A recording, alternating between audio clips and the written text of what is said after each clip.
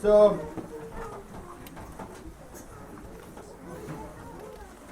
this week, some of us celebrated the birth of Christ, and a lot of people did. And I just got a revelation this year that I guess there's something I'm self-conscious about is, am I agreeing with heaven or not as I go through this life? So, my thoughts and my words and things that I do, am I agreeing with heaven or am I not agreeing with heaven? And it came to my recognition that when Christ was born, heaven recognized it. There was a celebration in the heavens. And, I don't believe it was December 25th, but what I'm saying is heaven celebrated the birth of Christ. So if there's anyone here that wants to celebrate the birth of Christ, I believe you're agreeing with heaven as you celebrate the birth of Christ.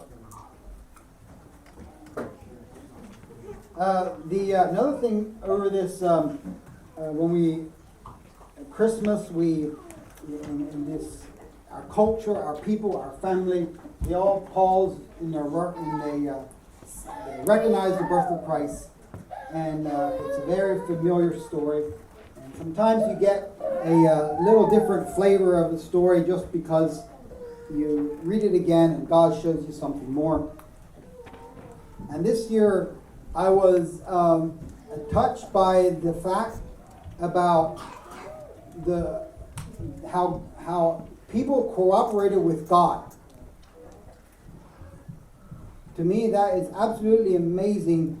God gave a promise to Eve many years ago, Adam and Eve, and many years later, there was people on this earth that cooperated with God.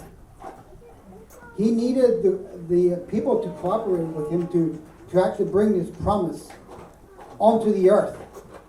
And so Mary had an unplanned pregnancy, right? That's right.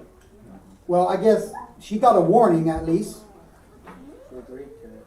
Yeah, she agreed to it. She didn't plan it. That's right. And so, a little bit of a side note. It's good that she wasn't influenced by the Western culture where they tell you what to do with an unplanned pregnancy. But anyhow, she pressed through it and she submitted to the will of God. And Joseph was engaged to this woman. And can you imagine how he was humbled? I mean, go with me back there. We all know that the Jewish community was a close community. They weren't independent necessarily. If I understand Jewish culture and what it was, they lived pretty close together. And they pretty much knew what was going on. They knew their neighbors. They were separated from the Gentiles and they were right here together. And soon this woman was pregnant and I'm the boyfriend of this woman. That was not an easy thing. The Bible doesn't go into a lot of details, but it does tell you that Joseph would have thought it easier to put away this woman. And you can think the rest. But he didn't. He submitted himself. He cooperated with God, and we get the benefit today.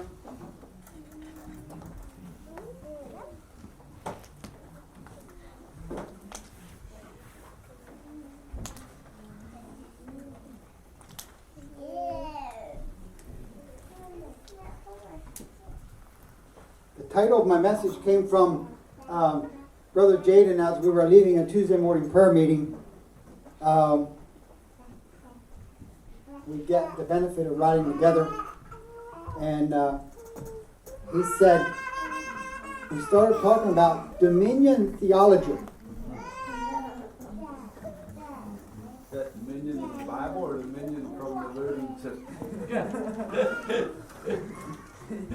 I don't know. I didn't ask him. And so then he said about what that certain church groups have this dominion theology. Yeah. And I looked over at him and I said, well, that describes the people that I hang out with.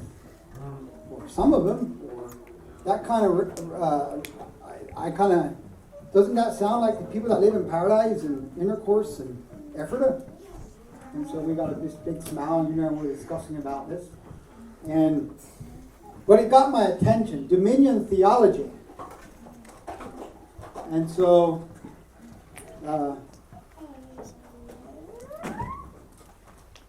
now, the reason I want to talk about it is because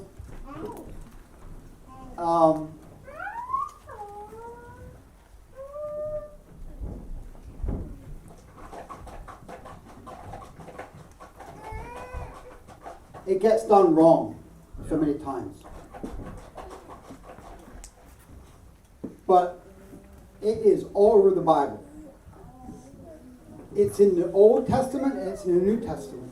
You look at the Old Testament in Genesis, it starts off with that mindset. So in Genesis 1, verse 26 to 28. Let's read that. We all know that, but I'm going to read it anyhow.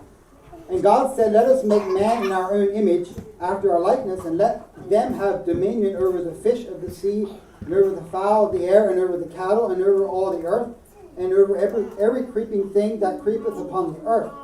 So God created man in his own image. In the image of God created he him. Male and female created he them. And God blessed them, and said unto them, be fruitful, and multiply, and replenish the earth, subdue it, and have dominion over the fish of the sea, and over the fowl of the air, and over every living thing that moveth upon the earth. Okay, so that's the Old Testament. Then Jesus was even stronger than that. He said, I have all authority and power, and I give it to you. Doesn't that sound like dominion theology?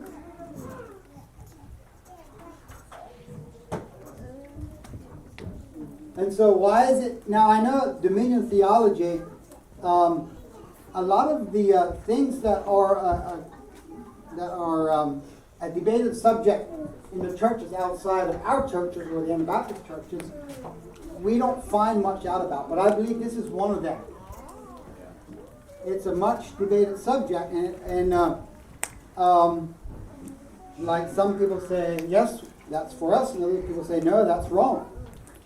And so who can think of a wrong happening in times past of dominion theology?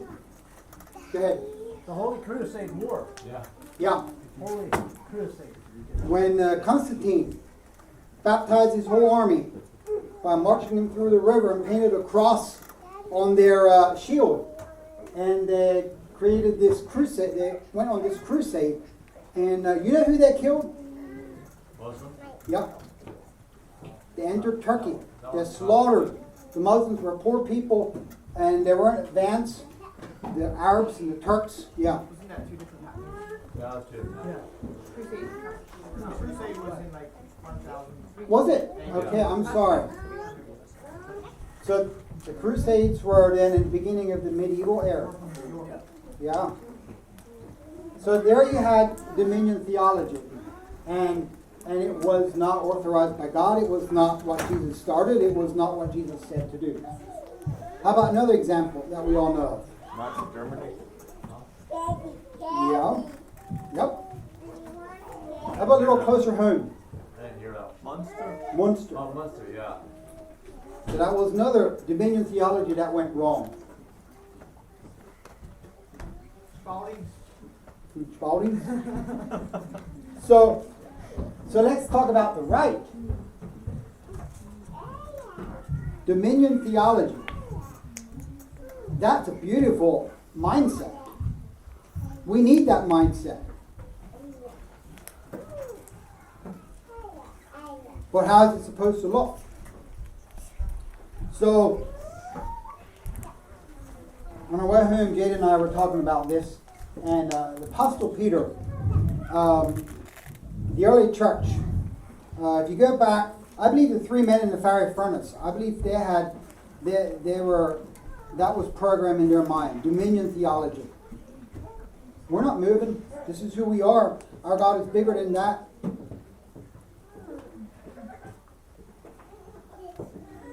If Jesus himself said, I give you power and authority, and we shrink away from dominion theology, we don't have an understanding of what he was trying to say. And we had come together on a Sunday, and we have two people with handguns here in the front door make sure that we have dominion over this gathering. We don't have a right concept of dominion theology either. Right. But if we just throw the whole thing out, we're missing what God said. We're missing what God established. So you look at Apostle Peter. Well, another reason this came into fruition is, or the message was on my heart, is because of the election. I'm all into the fight that we put up and the prayer that we put out and everything like that. And that we're still in that thing. Because, why wouldn't we?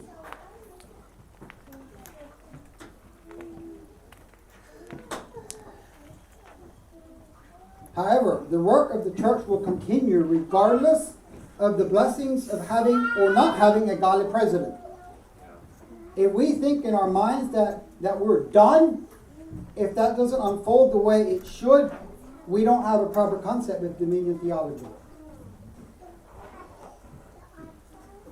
The work and the moving and the powerful times of the church throughout history was not limited to whether the man that was in the government position was good or not good.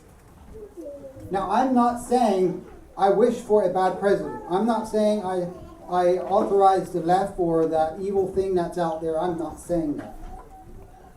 What I'm saying is, don't let your heart sink if it doesn't unfold the way it should, or the way that we're praying that it would unfold. We're not finished just because it doesn't unfold the way we think it should.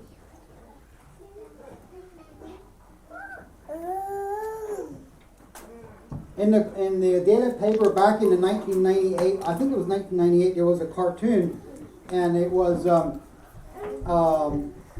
picture of the skirmishes in Israel and Palestine. And it said, Israel has so many fighter jets and so many bombs. And then on the Palestine weapon list, it was suicide bombers unlimited.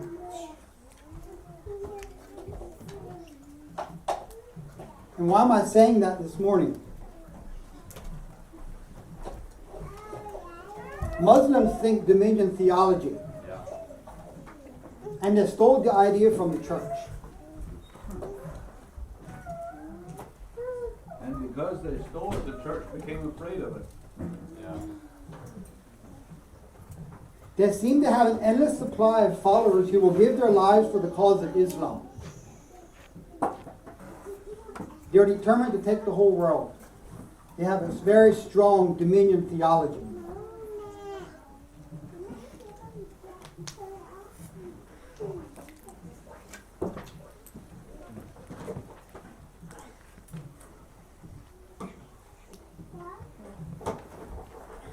So we look at the life of Peter.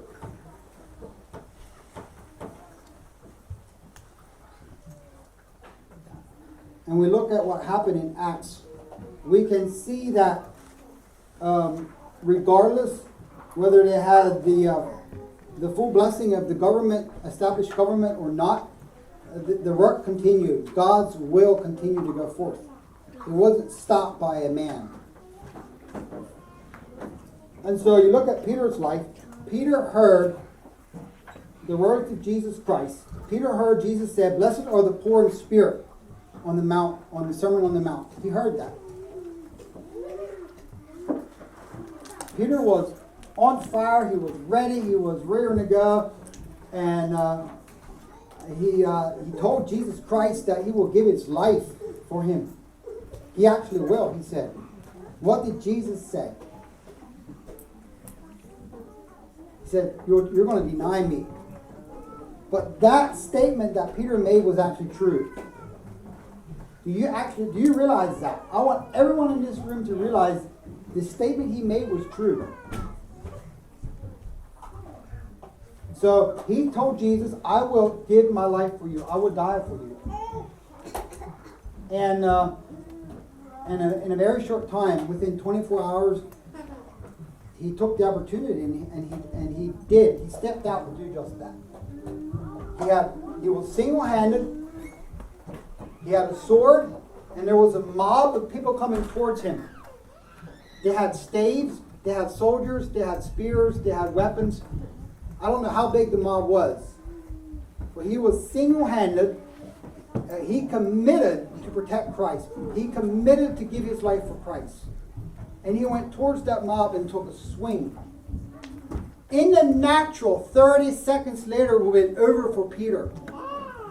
He actually did what he committed to do, for he stepped out to do that. The reason he got stopped is because he had a way. He picked out a way that he was going to do, and the way was not the way. So Jesus stopped him. And once his way, he couldn't unfold his way, he stepped back and ran. But he actually meant what he said when he said, I will give my life for you. You know that he was also set up by Jesus. Beforehand, Jesus said, do we have any swords? They said, we have two. And he said, it's enough. Yep.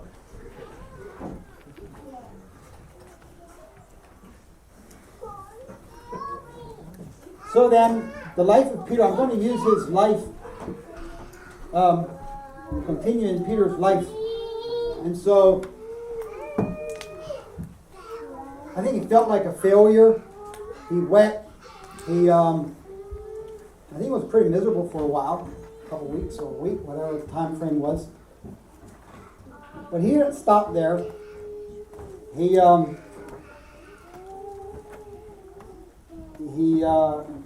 got back.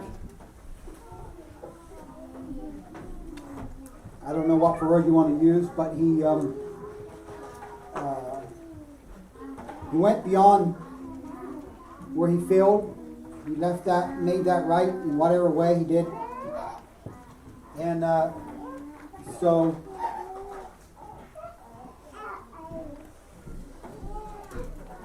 then Jesus was ascended up to heaven, and they were waiting for power from on high. And so it came in Pentecost. Because they believe in dominion theology. They were going to go take the world. Jesus told them to teach all nations. It wasn't just something for them. And so they were endued from power on high on Pentecost. And Peter stepped out and he preached. The church grew. He did wonderful things. He was used mightily by the Lord. And then he was put in prison. How many times was Peter put in prison? 2. Maybe 3, I'm not sure, but 2 accounts very clearly written up in Acts. So the first time he was put in prison was in Acts 5, 17 to 26.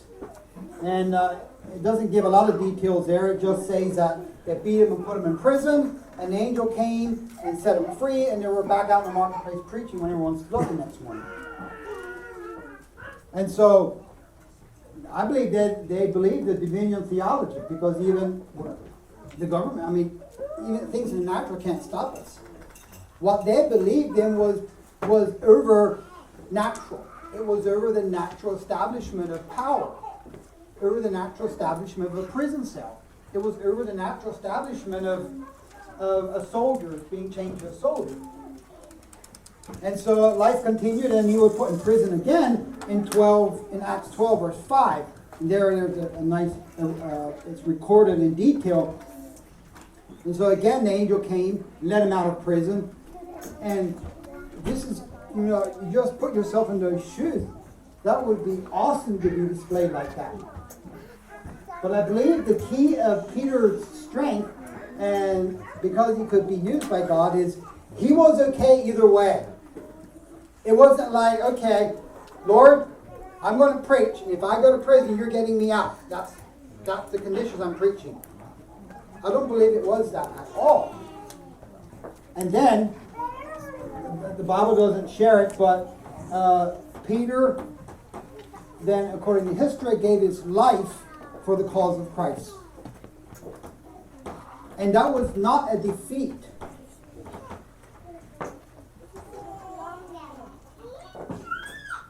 Peter was hung upside down, and he was willing to be displayed either way. That his commitment was so big, he was willing to be displayed in whatever way. Now, I believe there's people getting killed before their time because of fear, but not everyone gets killed for that reason. Just because you get killed being a missionary doesn't mean that it was in order. There's a difference. Some martyrs are actually in order with the display that God had drew up for that person's life. I believe Peter was one of them. And he was like, he was walking in what the Muslims adopted as their walk. He was walking in that thing where he gave his life for the cause of what he believed. And he knew there's millions behind him. There's this wave of people coming behind him. And it's unstoppable. And according to history, the first 300 years of the early church, bloodshed was common, and it grew very rapidly. It grew so rapidly that the enemy changed his tactics because it wasn't working. Because they were walking in what the idea of suicide bombers. Now, they weren't suicide bombers, but they were willing to give their life for the cause of what they believed. It wasn't a condition. It wasn't, I'm following Jesus on a condition. It was following Jesus being willing to be that next display. Whether it was walking out of prison, whether it was on a cross upside down. And you see the Islam world has adopted that and distorted that, what was supposed to be ours.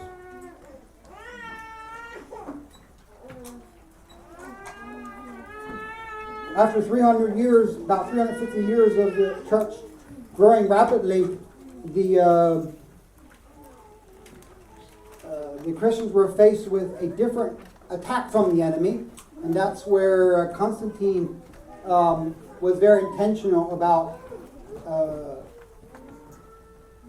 doing what he did. I'm not going to go into that, but in short, he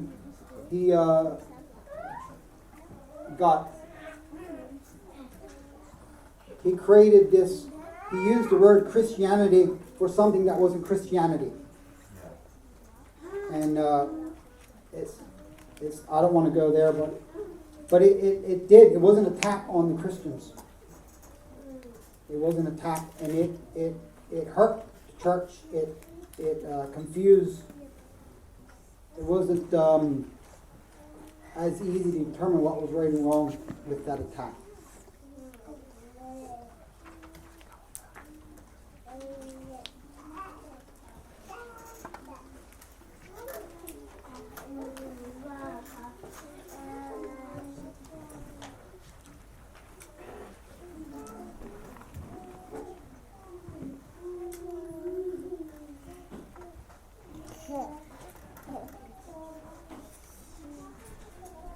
I believe God is raising up people to walk in dominion theology.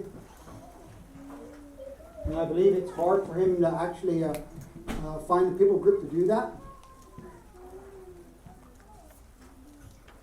Because people that are excited about that, you can't convince them that it doesn't mean not to blow a person up coming in your church door that wants to kill them. And the other people group that would never carry a gun on their belt, you can hardly convince them to stand up on their 2 feet and and use the spiritual warfare that he wants to give them. That's right.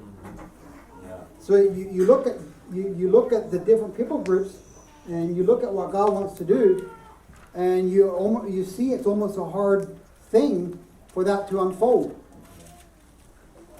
The one people group wants to do it actually beyond the weapons that were given to us to use. Yeah. And the other people group wants to say, well, we just want a peaceful, quiet life. We're not involved. We're just over here. We just want to hide behind this beautiful cornfield, and the world is not our problem. So that's where I'm going to leave it.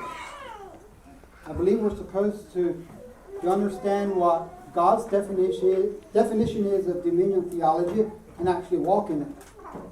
And I'm blessed because I see that. I see that here. I see that not just here in the brothers that are meeting this house, but I see that rising up. I could say some names of people that I see that in, that intermingle with other people that believe the same belief. So I want to encourage us in that belief and not drop that belief just because it's negative. Depends who would hear it.